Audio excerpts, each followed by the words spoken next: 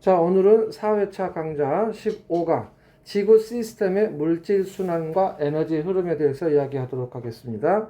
책 페이지는 106페이지입니다. 자, 먼저 여기서 지구 시스템 했는데 지구 시스템이라고 하는 게 뭐죠? 시스템. 뭐다? 시스템이란 뭐다? 여러분 집에 있는 컴퓨터 시스템 했을 때 시스템이 무슨 뜻이다?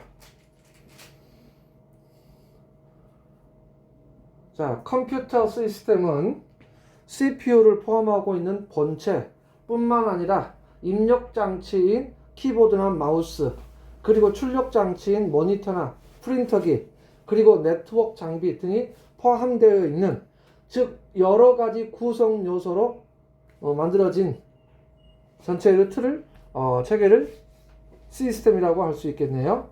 근데 각 구성 요소들이 독자적으로 따로따로 존재하는 것이 아니라 모두 통합적으로 연결되어 있다. 서로 상호작용을 하고 있다. 라고 말할 수 있겠네요. 그러면은 지구 환경 시스템, 줄여서 그냥 지구 시스템이라고 한다면은 지구 환경에는 여러 가지 구성 요소, 대표적인 것이 생물권을 비롯한 기권, 직권, 수권 등으로 이루어져 있고, 이들이 서로 상호작용을 하고 있다. 이것을 지구 시스템이라고 할 수 있겠네요. 자, 이해되었죠? 어렵지 않을 겁니다. 그런데 이런 지구 환경에서 작용하는 근원 에너지가 있습니다. 근원 에너지 했을 때, 여기에서 근원 에너지라고 했을 때 근원 에너지의 뜻은 또 뭐다?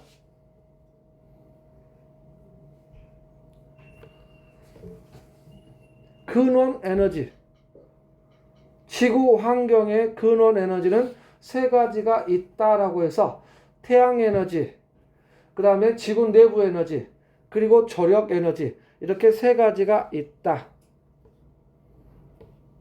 이렇게. 그런데 근원 에너지가 무슨 뜻이냐 이거예요. 오른쪽에 나와 있습니다만, 태양 복사 에너지는 지구를 향해서 열 에너지, 빛 에너지로 들어오죠. 전자기파의 형태로. 그런데 지구 환경에서 물을 데워서 증발된 수증기가 산으로 내려서 흘러내리고, 그러면서 위치 에너지가 운동 에너지로, 그 과정에서 또 수차를 돌려서 전기 에너지를 생산하고, 그 전기 에너지가 각 가정에 전달되어 또 다양한 형태의 에너지로 전환될 수 있습니다. 하지만 태양 에너지가 지구 내부 에너지가 될 수는 없어요. 내부 에너지가 마찬가지로 태양 에너지가 될 수 없어요. 조력 에너지도 마찬가지란 이야기예요. 그래서 이들 상호 간에 서로 전환되지 않는 에너지를 근원 에너지라고 한다. 꼭 기억하셔야 되겠습니다.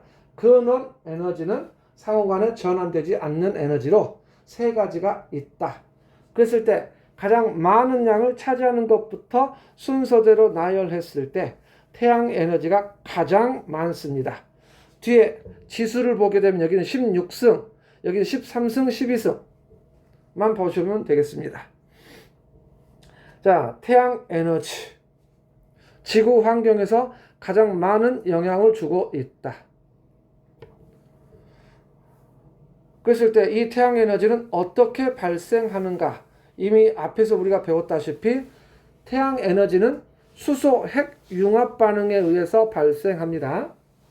충분히 다 알고 있죠? 좋습니다. 그리고 가장 많은 양을 차지하며, 그 다음에 생명체가 생명을 유지하는 근원이 됩니다.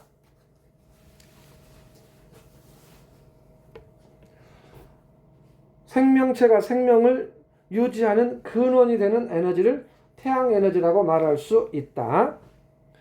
그 다음에 이것이 지구 시스템에 미치는 영향 했을 때 어려움 없이 말할 수 있겠죠. 특히 지구 표면에서 일어나는 변화, 대표적인 예를 든다면 풍화, 침식 작용에 관여하는 에너지는 주로 태양 에너지 근원이 되겠습니다. 그에 반해서 지구 내부 에너지는 지구 내부에서 일어나는 방사성 원소의 붕괴열, 방사성 동위 원소의 붕괴의 열, 그리고 지구 탄생 초기 미행성체의 충돌열이 내부에 갇혀 있다가 서서히 빠져나온 열이 있겠습니다. 그러면서 각종 지각 변동을 일으키는 에너지, 화산, 지진 등 각종 지각 변동을 일으키는 근원 에너지가 되겠습니다. 그리고 여기 없지만은 암석을 용융시키고 변성시키는 에너지는 지구 내부 에너지를 근원으로 한다라고 말할 수 있겠습니다. 그 다음에 조력 에너지는 밀물과 썰물을 일으키는 에너지입니다. 밀물과 썰물을 일으키는 에너지입니다. 조류는 해류하고는 달라요. 해류를 일으키는 것은 태양에너지 근원이고요. 조류를 일으키는 에너지는 조력 에너지가 되겠습니다. 그리고 조력 에너지가 어떻게 생겨나는가 했더니 달과 태양의 인력, 그래서 조력 에너지를 일으키는 것은 달뿐만 아니라 태양의 영향도 있음을 꼭 기억해 두시기 바랍니다. 다만 그 조력 에너지는 거리의 세제곱에 반비례하기 때문에 질량이 훨씬 작은 달임에도 불구하고 그 영향력은 태양의 2배 정도 돼요. 그리고 조력 에너지는 질량에 비례해요. 태양의 질량이 월등히 커요. 그럼에도 불구하고 달의 영향이 2배 정도 더 큰 것은 훨씬 가깝기 때문입니다. 자, 다시 한번 강조합니다. 조력 에너지는 달의 영향만 있는 것이 아니라 비록 절반 수준이지만 태양의 영향도 있음을 항상 놓치지 마시기 바랍니다. 자, 밀물과 썰물에 의한 해수의 흐름으로 특히 갯벌 생태계에 큰 영향을 주죠. 갯벌. 물에 잠겼다가 한동안 또 물에 노출되었다가 물 바깥으로, 이것이 반복된다는 이야기예요. 그리고 조류는 밀물에 의해서 우리나라의 경우는 하루에도 약 2번씩 들어왔다가 몇 시간 동안 들어왔다가 또 몇 시간 동안 나갔다가 또 들어왔다 나갔다를 반복한다는 이야기예요. 이처럼 하루에도 2번씩 들어왔다 나갔다를 반복하면서 변하는 것은 조류예요. 그러나 우리가 해류는요, 가장 대표적인 한 가지 예를 든다면 쿠로시오 해류가 있죠. 그 쿠로시오 해류는 1년 연중 방향이 변하지 않는다는 이야기예요. 그래서 다르다라는 것을 정확하게 인지해 주시면 되겠습니다. 자, 그 다음에 지구 시스템의 에너지 평형이 나오네요. 지구 시스템의 에너지 평형. 그랬을 때 이것을 열 수지 혹은 복사 평형이라고도 합니다. 열 수지가 맞았다. 혹은 복사 평형이다. 이렇게.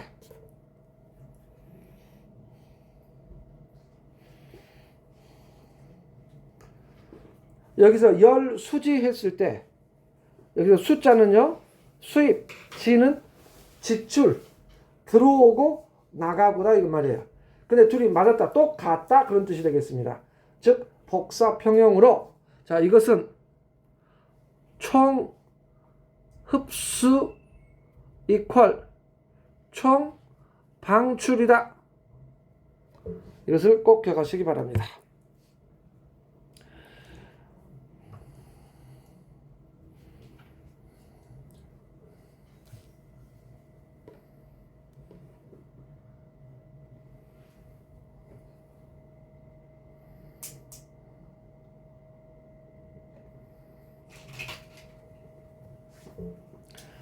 자, 태블릿이 세워져 있는 관계로 글씨가 좀 엉망이지만 그래도 여기다 한번 해보겠습니다.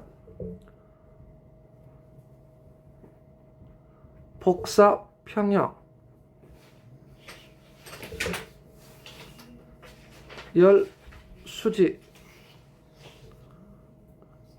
총 흡수 이퀄 총 방출이다.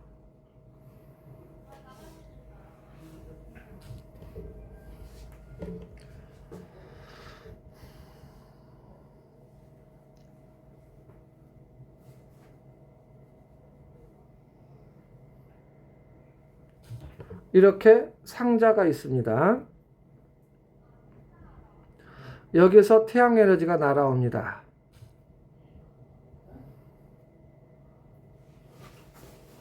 (100%) 그럼 이 100% 에너지를 다 흡수하지 못하고 일부 반사되어 나갑니다. 반사. 자, 30%라고 가정하겠습니다. 그러면은 이 상자가 불투명이라면 나머지는 흡수한다는 이야기가 되겠네요. 얼마를 흡수합니까? 70%를 흡수합니다. 그러면은 이 상자가 데워지고 이 상자에서 에너지가 나오게 됩니다. 복사 평형이라면 얼마를 방출합니까? 70%를 방출합니다. 자, 여기서 제가 전달하고 싶은 것은 첫째, 복사 평형은 총 흡수 이퀄 총 방출이다. 두 번째, 반사와 방출은 다른 말이다. 반사와 방출은 다른 말이다. 따라서 값이 다르죠? 반사는 30%, 방출은 70% 다른 말이다 이거야. 이해됐죠? 어렵지는 않을 겁니다. 자, 그런데 이렇게 백열 전구가 있다.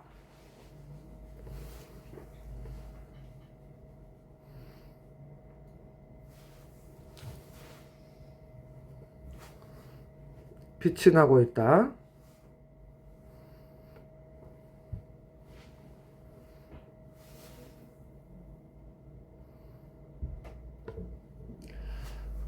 그리고 여기다가 검정칠을 한 알루미늄 컵을 설치했습니다. 여기다가 그리고 온도계를 꽂았습니다.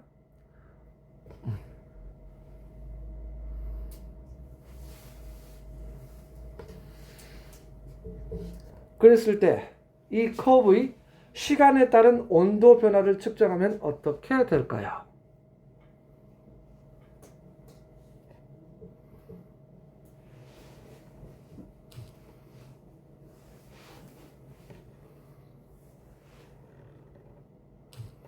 가로축이 시간입니다. 세로축이 온도입니다. 그럼 온도는 쭉 올라가다가 일정해질 거예요. 그랬을 때 온도가 일정해지는 그 시점을 경계로 해서 온도가 일정해졌다는 이야기는 복사 평형 상태에 도달했다라는 뜻이 되겠습니다.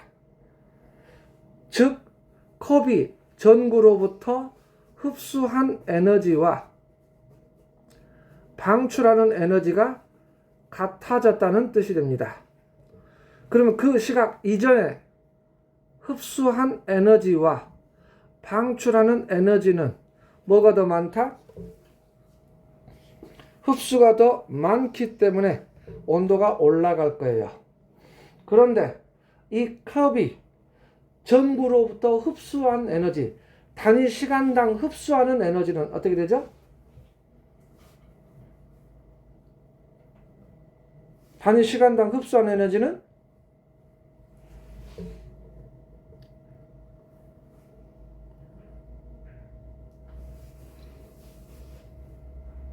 시종일관 일정합니다. 계속 일정한 에너지가 들어옵니다. 이렇게.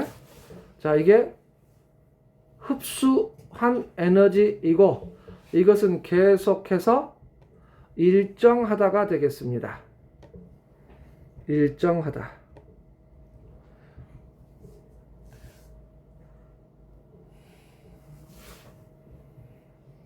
여기는 에너지량이 되겠습니다.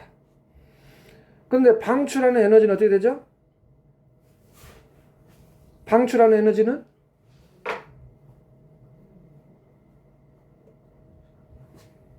자, 여기서 나머지는 다 잘 이해가 되었는데 한순간에 착각할 수 있어요.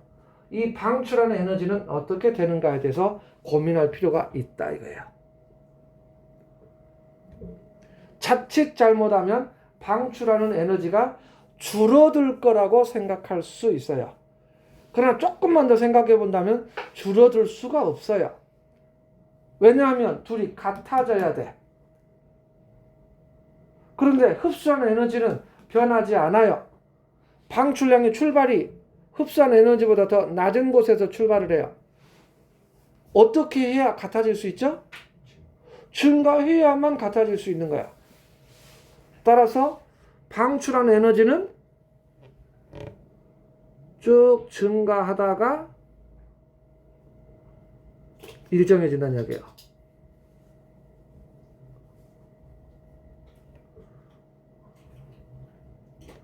쭉 증가하다가 일정이 된다는 이야기예요. 여기서 착각하는 이유는 돈을 아껴 써야 부자가 된다라는 의미로 방출을 줄여야만 온도가 올라갈 것이다 라고 착각할 수 있다는 이야기예요. 그런데 우리가 버는 돈이 더 많으면 쓰는 돈이 증가해도 버는 것보다 더 많지 않으면 저축이 될 수 있어요. 무슨 말이 되는가요?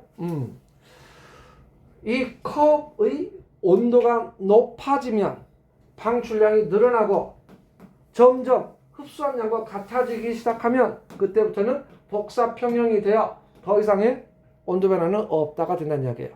자, 복사평형에 대해서 이해를 했네요. 그러면 이 전구를 태양이라 하고 이 컵을 지구라고 한다면 우리 지구는 진즉의 복사평형 상태에 있습니다. 따라서 진즉의 우리 지구는 일정한 온도를 유지하고 있다가 되겠습니다. 이처럼 지구 전체적으로 보면은 복사평형 상태에 있다. 이해됐죠? 이해됐죠? 지구 전체적으로 보면 그러하다. 하지만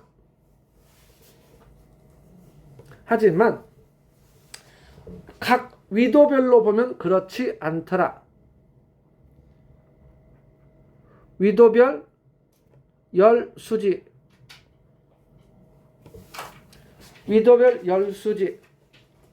했을 때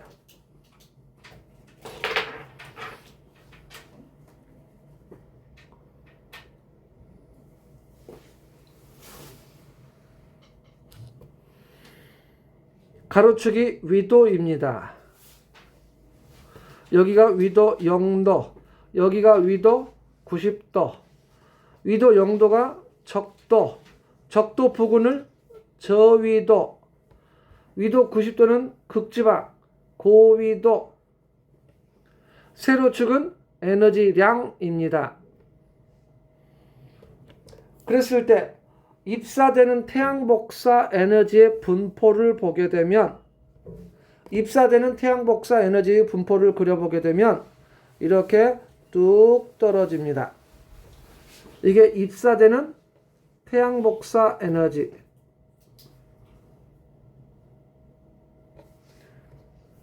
중요합니다. 입사되는 태양 복사 에너지가 극지방 고위도로 갈수록 증가해요, 감소해요?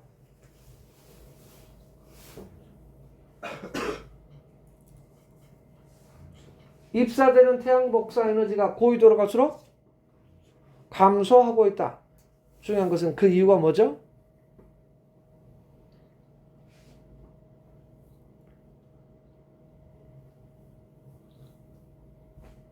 입사되는 태양 복사 에너지가 고위도로 갈수록 감소하고 있어요. 그 이유는 뭐다?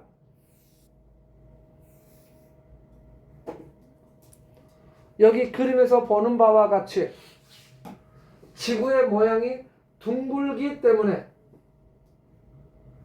저위도의 지역은 고위도의 지역보다 태양의 남중고도가 높아. 고도가 높아서 그 말은 지면에 대해서 햇빛이 수직 90도, 고위도로 갈수록 점점점 지면에 대해서 햇빛이 비스듬해진다. 그러면서 단위 면적당 입사량이 줄어들기 때문이다. 즉 손전등으로 빛을 비추는데 벽면이 수직하다면 그 빛을 비추는 면적이 원이 되면서 굉장히 밝게 보입니다. 하지만 같은 거리에 있는 벽을 비스듬하게 비추게 되면 그 빛의 흔적이 타원이 되면서 면적이 넓어지게 돼요. 그러면은 면적이 넓어진 만큼 빛이 퍼지기 때문에 한 칸당 들어가는 빛의 양은 줄어들 수밖에 없다는 이야기예요. 그와 같은 원리로 적도지방이 더 많은 양의 에너지를 받고 극지방으로 갈수록 더 적은 양의 에너지를 받는다라고 말할 수 있습니다. 그런데 여기에서 착각하면 안 돼요. 자 보세요. 지구는 둥글기 때문에 적도지방이 태양에 좀 더 가깝고 극지방은 좀 더 멀기 때문이다. 그럼 돼야 안 돼요? 왜 안 되죠? 그걸 알아야지.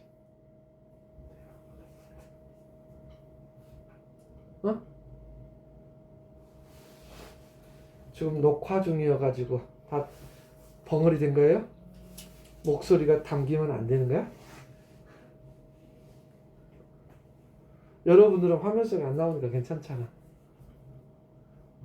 내가 이름만 말하지 않으면 괜찮잖아.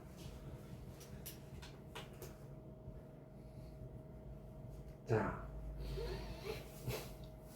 적도지방이 조금 더 태양에 가깝고 극지방이 좀 더 먼 것은 팩트, 사실이에요. 맞다. 허나 태양과 지구 사이의 거리에 비한다면 그 거리차는 무의미하다. 지구 태양 간 거리는 1억 5천만 킬로미터입니다. 그에 반해서 지구 반지름은 6,400킬로미터입니다. 돈으로 한다면 1억 5천만 원 앞에서 6,400원 차이를 논한다는 것은 큰 의미가 없다 이거예요. 우리는 이것을 유효 숫자라고 하는 개념에서 1,000만 원 단위 미만에서는 반올림되고 그냥 끝나버린다는 이야기예요. 거기서의 차이는 무의미하다 이거예요. 그 차이가 적도지방과 극지방의 에너지량의 차이를 줄 수가 없다 그 말이에요. 그 정도의 차이를 줄 수가 없다. 따라서 무의미한 숫자가 되겠습니다. 자, 다시 한번 입사되는 태양 복사 에너지가 고위도로 갈수록 줄어들고 있다. 이유는 지구가 둥글기 때문에 적도지방의 햇빛이 수직, 고위도로 갈수록 비스듬해진다. 태양의 고도가 고위도로 갈수록 낮아지면서 단위 면적당 입사량이 줄어들기 때문이다. 라고 말할 수 있어야 한다. 자, 이런 식의 이야기는 객관식으로 공부하려 하지 말고 주관식으로 서술할 수 있어야 한다. 연습을 좀 해두시기 바랍니다. 그래야 논술이 되는 거예요. 지금부터 여러분들은 객관식 공부도 좋지만 가급적이면 종종 이런 식의 서술형의 답변을 준비하시기 바랍니다. 자, 그 다음 방출되는 지구 복사 에너지 분포, 위도별 분포를 보게 되면 이렇게 그려집니다. 이렇게. 자, 이게 방출되는 지구 복사 에너지 방출입니다. 역시 방출되는 지구 복사 에너지도 고위도로 갈수록 줄어들고 있습니다. 하나는 줄어들고 하나는 증가한다. 그거 아니에요? 이렇게 X자 모양 아니에요? 둘 다 떨어진다는 이야기예요. 그러면은 지구 복사 에너지가 고위도로 갈수록 낮아지는 이유는 뭐냐면 고위도가 추워서 그래요. 온도가 높아지면 방출량이 많아지고 차가워지면 방출량이 줄어들어요. 그래서 고위도로 갈수록 차가워짐으로 방출량이 줄어든다가 되겠습니다. 그런데 앞서 이야기했다시피 우리 지구는 전체적으로 복사 평형이다. 따라서 이 입사되는 태양 복사 에너지와 방출되는 지구 복사 에너지의 양이 지구 전체적으로 볼 때는 같다 이거예요. 따라서 적도 근처의 저위도 지역에서는 입사가 더 많아서 에너지가 남는다 해서 에너지 과잉. 고위도 극지방에서는 방출이 더 많아서 에너지 부족이라고 합니다. 따라서 지구 전체적으로 볼 때는 이 과잉의 면적과 부족의 면적이 같아야 해요. 제가 일부러 그렇게 그렸습니다. 과잉의 면적과 부족의 면적이 같아야 합니다. 이처럼 각 위도별로 보면 과잉으로 혹은 부족으로 불균형 상태에 있다 이거예요. 그런데 불균형 상태에 있으면 평형을 이루려 달라질 거예요. 그런데 각 위도별로 입사되는 태양 복사 에너지는 달라지지 않아. 일정해요. 그러면은 적도 지방은 어떻게 해야 하나? 입사량은 변하지 않으므로 과잉량을 조절해야 한다. 그래서 적도 지방은 어떻게 해야 돼? 방출량을 늘려야 해요. 방출량을 늘리면 온도가 어떻게 돼? 역시 이걸 착각하면 안 된다는 이야기예요. 방출량을 늘린다는 이야기는 온도가 높아진다는 뜻이에요. 온도가 높아져야 방출량이 많아진다는 이야기예요. 그래서 적도 지방은 지금도 덥지만 지금보다 더 더워질 것이다. 중요한 말이에요. 극지방은 지금도 춥지만 입사량과 같아지게 하기 위해서는 방출량을 줄여야 해요. 방출량을 줄인다는 이야기는 더 추워진다는 뜻이 되겠습니다. 그러면은 적도 지방은 더 더워지고 극지방은 더 추워져야 한다. 온도차가 더 커져야 한다. 하지만 그렇지 않고 이 상태를 유지하고 있어요. 그 이유는 이 과잉된 에너지가 부족한 고위도 지방으로 이렇게 운반이 되고 있다 이거예요. 운반.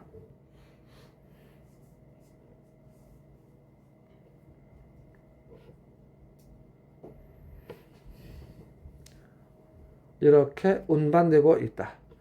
열 수송. 이러한 열 수송을 담당한 것이 대기 대순환과 해류가 되겠습니다. 대기 대순환과 해류가 열을 수송한다예요. 자, 적도 지방은 과잉, 극지방은 부족, 불균형 상태에 있는데 여기 교차하는 부분은 같다. 평형 상태를 유지한다가 되겠습니다. 그랬을 때 여기의 위도가 교차하는 부분의 위도가 몇 도? 하필 38선 부근입니다. 38선 부근입니다. 이때 바로 위도 38도 부근 여기에서 열 수송량을 본다면 이렇게 그려집니다. 열 수송량, 에너지 수송량을 그래프로 그리게 되면 이렇게 그려진다. 그래서 여기가 가장 많다가 되겠습니다. 그리고 열 수송 방향은 어디에서 어디로? 과잉에서 부족으로 이동한다. 과잉에서 부족으로 이동한다. 중요한 말이요. 열 수송량이 가장 많은 위도가 어디라고? 38도 부근인데 우리나라가 여기에 있죠. 그래서 우리나라는 그만큼 날씨 변화가 심해요. 극단적으로 열을 수송하다 보니 무리가 따라서 많은 인명피해와 재산피해를 가져다주는 기상재해가 있죠. 뭐죠? 태풍. 열 수송을 한다는 이야기예요. 많은 양의 열과 수증기를 운반하려다 보니 이렇게 비바람이 강하게 몰아친다는 이야기예요. 열 수송이 가장 많다. 그런데 여기서 표현하는 거에 따라서 자, OX가 될 수 있는데 자, 보세요. 위도 38도 부근에서 에너지 수송량은 0이다. OX. 틀렸습니다. 에너지 수송량은 가장 많다. 열 수송이 가장 활발하다라고 표현합니다. 그런데 과잉을 플러스, 부족을 마이너스라고 했을 때 위도 38도 부근은 0이다. OX. 이때는 맞다 이거예요. 따라서 0이다 라고 했을 때 그 0의 의미를 여러분들 조심해야 돼요. 방금 처음에 열 수송량이 0이다 라는 말은 없다라는 뜻이죠. 열을 운반하지 않는다라는 뜻이죠. 따라서 이건 틀린 것이다 이거예요. 그런데 과잉을 플러스, 부족을 마이너스라고 했을 때 위도 38도 부근에서 그 값은 0이다. 이 말은 평형 상태에 있다라는 뜻이다 이거예요. 그래서 그러한 의미를 정확하게 파악해야 합니다. 그러니까 이렇게 중학교 때의 내용하고 고등학교 때의 내용은 약간 다르다 이거예요. 좀 더 섬세하게 의미를 파악해야 된다. 그냥 0이라면 어쩔 때는 틀렸고 어쩔 때는 맞았다. 그런 것들을 정확하게 구분해야 한다는 이야기예요. 무슨 말인지 돼요? 자, 이렇게 해서 지구의 복사 평형에 대해서 쭉 이야기가 되었습니다. 자, 그러면은 여기까지 한번 쭉 읽어봐 주시기 바랍니다. 자, 오른쪽에 있는 내용까지.